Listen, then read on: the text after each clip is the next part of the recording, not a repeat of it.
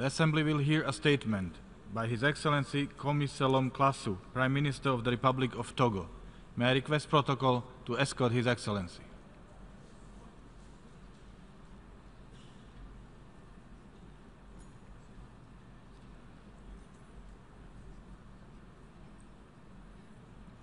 I have great pleasure in welcoming the Prime Minister of the Republic of Togo, His Excellency Komi Selom Klassou, and I invite him to address the General Assembly. Merci. Thank you. Mr. President of the 72nd session of the General Assembly of the United Nations, Excellencies, ladies and gentlemen, heads of state and government, Excellency, Mr. Secretary General of the United Nations, distinguished guests, ladies and gentlemen. It is both a source of true pleasure and a pleasant duty for me to be taking the floor before this august body in order to convey the most cordial greetings from the President of the Togolese Republic, His Excellency Mr. Faure Nzozima Ganzimbe, who at the last moment was retained and unable to come to New York. It is therefore on his behalf that I speak in order to deliver the following message. It is with a feeling of renewed joy that we take part in this 72nd Ordinary Session of the General Assembly of the United Nations, dedicated to the theme of focusing on people, striving for peace, a decent life for all on a sustainable planet. First and foremost, I would like to congratulate the President of the General Assembly, Mr. Miroslav Lajčák, for his election. I would also like to renew my congratulations to the new Secretary General of the United Nations, Mr. Antonio Guterres, and to reassure him of Togo's support throughout his term, given our work towards achieving the noble objectives of our common organization. Mr. President, ladies and gentlemen, the theme of this session reminds us that human beings and the well-being of our peoples should remain the focus of our actions, both nationally and internationally, in working together. This theme is putting at the very center of our discussions the question of human security, which covers the imperatives of peace, development, access to quality health care, and a healthy environment, as well as the issues of food security, employment, and employment especially for youth.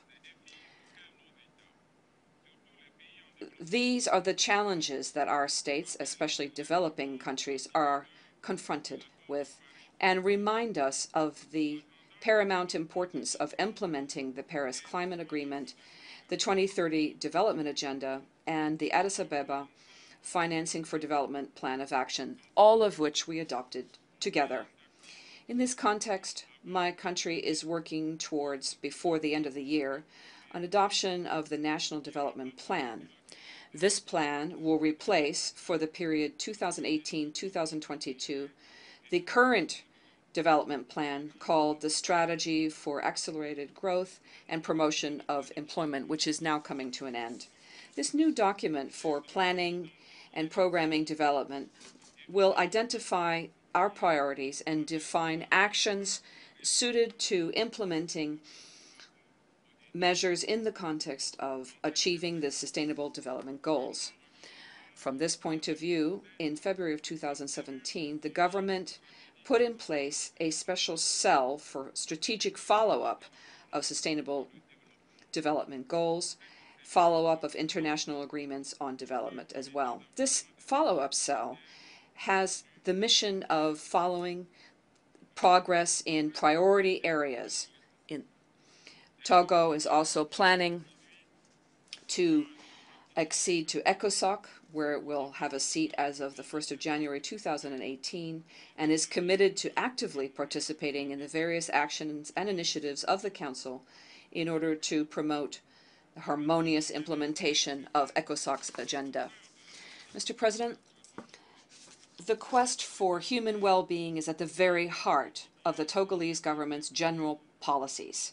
The need to guide sectorial initiatives on a daily basis, at the same time emphasizing those most vulnerable groups such as women, children, and young people in our policies. Specifically, my country is staying the course for progress already made in the area of economic growth, poverty reduction, and the promotion of a peaceful and participatory democracy, and yet is sparing no efforts to guarantee true, inclusive, and sustaining growth for our people. Thus, the Program for Urgent Community Development was developed along with the Promotion for Support of Vulnerable Peoples and covers the period of 2016 to 2018. It is intended to improve the living conditions of our population significantly, especially those living in those areas where infrastructure, social and economic basic services tend to accentuate social inequality. In the long run, the goal is to reduce these inequalities through targeted interventions that are targeted on urgent needs, the priorities, working in synergy with other actions undertaken in the context of regular sectorial policies. These interventions are focused in a priority manner on access to drinking water, access to energy, rural entrepreneurship and agribusiness, productivity, wealth creation, job creation, empowerment of women and young people, and social protection. Taking social protection, for instance, we should note here that after making all schools free of charge as of 2018 and progressively extending cafeteria services to all schools and to all children and students in the public school system, the government then decided to implement a system of social coverage and medical coverage for all students. This measure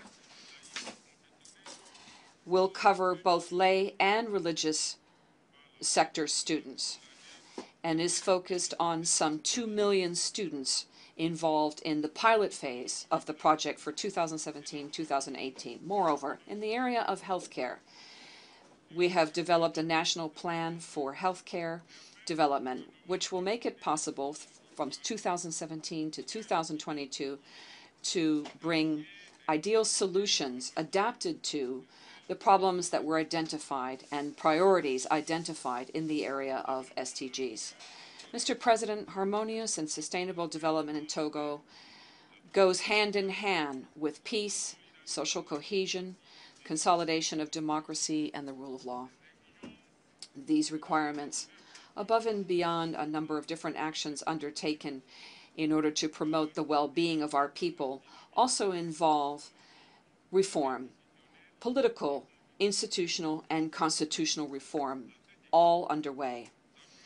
In this regard, based on the work of the Truth and Justice Reconciliation Commission, the government recently sent to the National Assembly for its deliberation a draft law on Articles 52, 59, and 60 of the Constitution of 14 October 1992.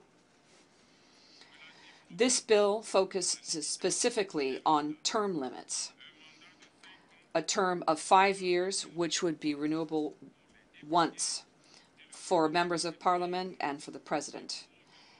And to be elected, this would be a first past the post vote, majority in 2 rounds. These reforms correspond to the deep-seated aspirations of the Togolese people and was just recently adopted 3 days ago on the Tuesday, 19 September 2007. 2/3 of the deputies of the National Assembly voted for this measure.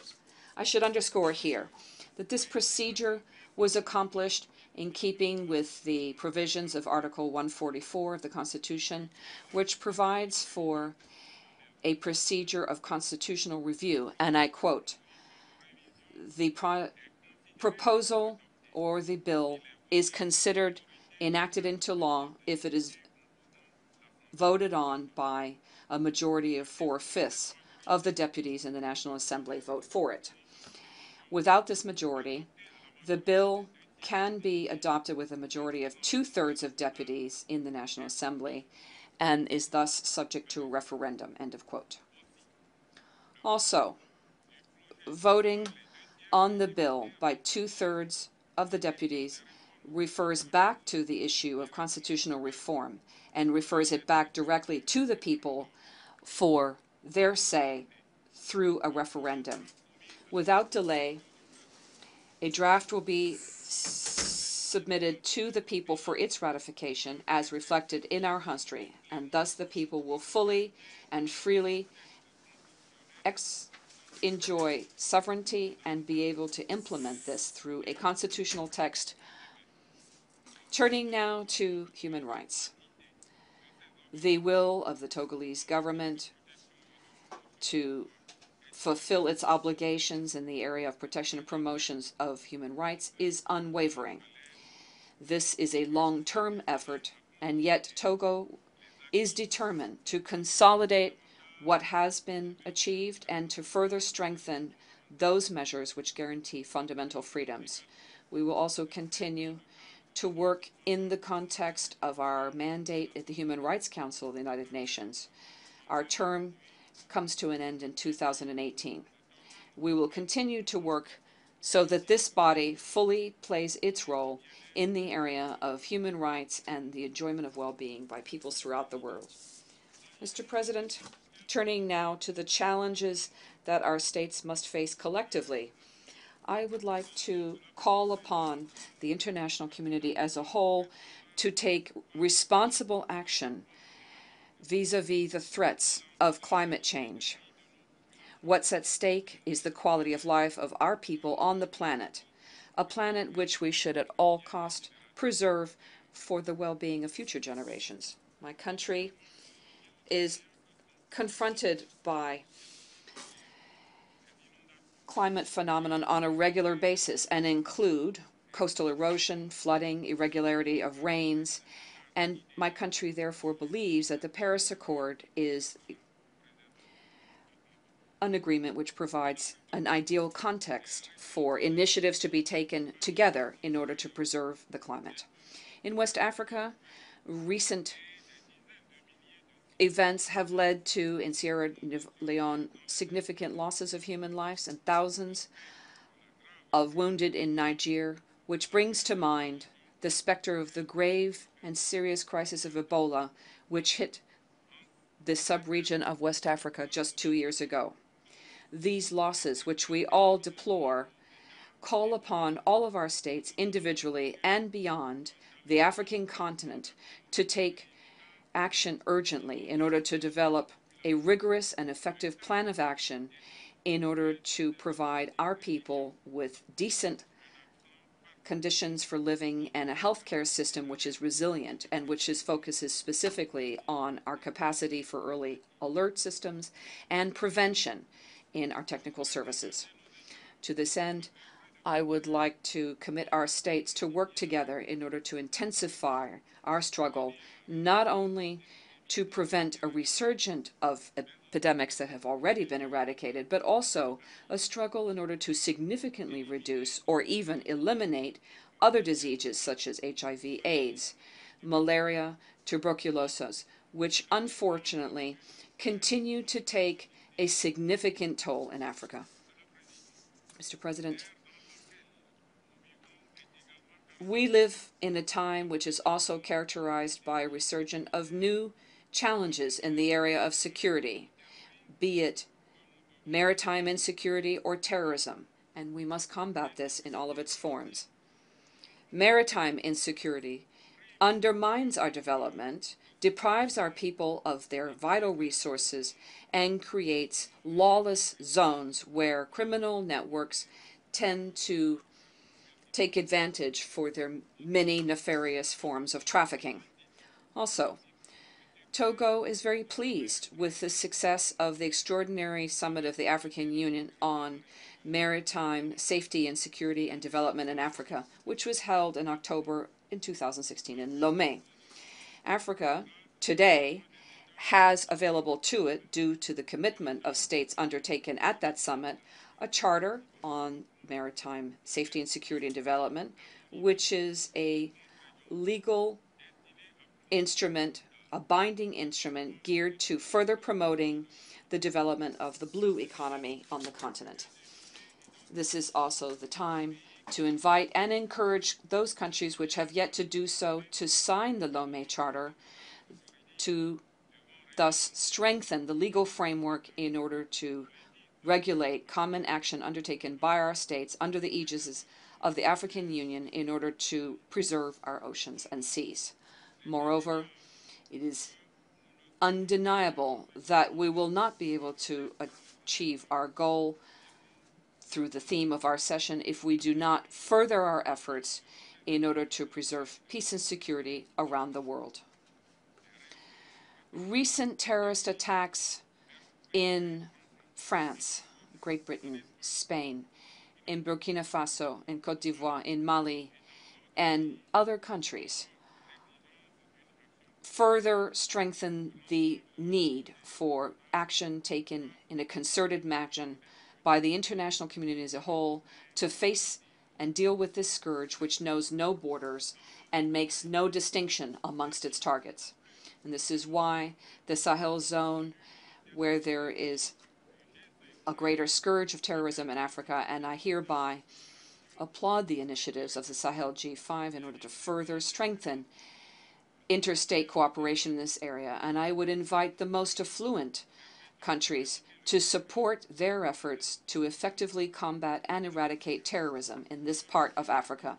In this regard, I'm particularly pleased with the creation in June of 2017 by the Secretary General of the United Nations of a special office to combat terrorism. Eradication of religious fundamentalism and radicalism must also be at the very heart of our state's priorities, as is the imperative need to propose, especially to young people, convincing alternatives which would thereby guarantee their futures and which would protect them and shield them from heinous rhetoric and calls to violence. Mr. President, given the major challenges today of migration and given the security crisis which it creates, it is time to take strong measures which are geared not only to containing increasing demand in destination countries, but also to tackle the problem at the source in departure countries. Finding solutions to the migratory crisis means definitively resolving a number of conflicts which undermine the capacity of states to assure effective control of their borders and which promotes massive displacement of peoples who seek security and to improve their well-being outside their own country.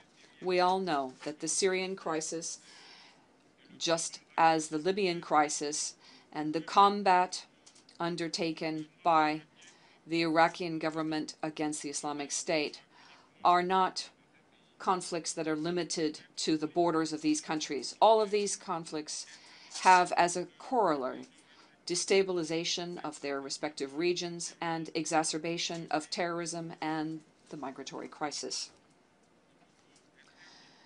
Togo also hopes that on the African continent, different initiatives of the African Union and other regional organizations supported by the United Nations will work together to resolve and settle disputes both in South Sudan and to restore stability in Libya. In Asia, recent launchings of missiles by the Democratic Republic of Korea, People's Republic of Korea, are increasing tensions within the international community and has led to stormy debates within the Security Council and further increases the worries of people, especially in Japan and the Republic of Korea. I would like to here call upon the main protagonists to show restraint and wisdom with a view to preserving peace and stability in the region. It is also undeniable that it is only through dialogue and concerted efforts that they will be able to settle this issue. Mr. President, The challenges of our world have a real impact on African development. One of the imperatives of facing these challenges effectively is economic transformation of the continent. This transformation is first and foremost a responsibility that must be shouldered by the African elite, but it also means international solidarity. Beyond those efforts to implement the SDGs, it's also important to increase investment on the continent, especially in the areas of science, industry, agribusiness, and high technology. This transformation should also be based on the dynamic of various regional economic communities. These communities, if they provide for good integration of their peoples and their economies, will thereby promote African integration, and in doing so will contribute to the harmonious development of Africa.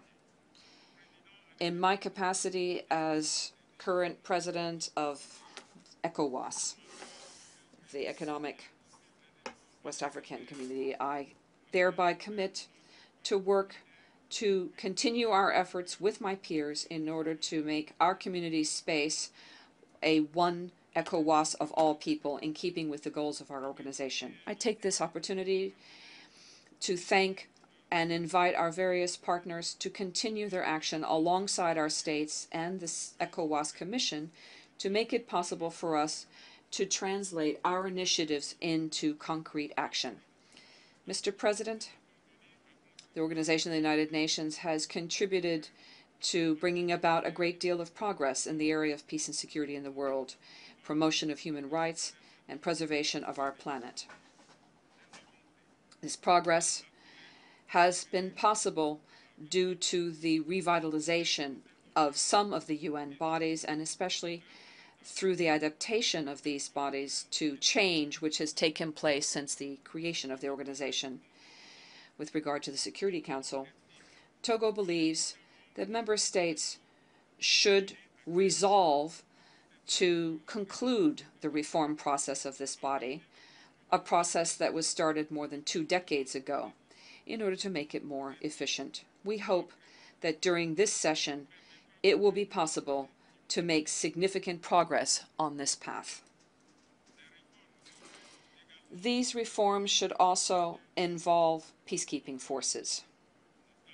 In this regard, we commend the Secretary General's initiative on the covenant between the United Nations and member states regarding the elimination of sexual exploitation and sexual abuse during peacekeeping operations. It is our wish that all states will accede to this mechanism in order to put an end to this phenomenon. Mr. President, ladies and gentlemen, I remain convinced that by working together, this session of the General Assembly will significantly contribute to the strengthening of our state's commitment to our planet, a world of shared peace and prosperity for the well-being of our peoples. Thank you.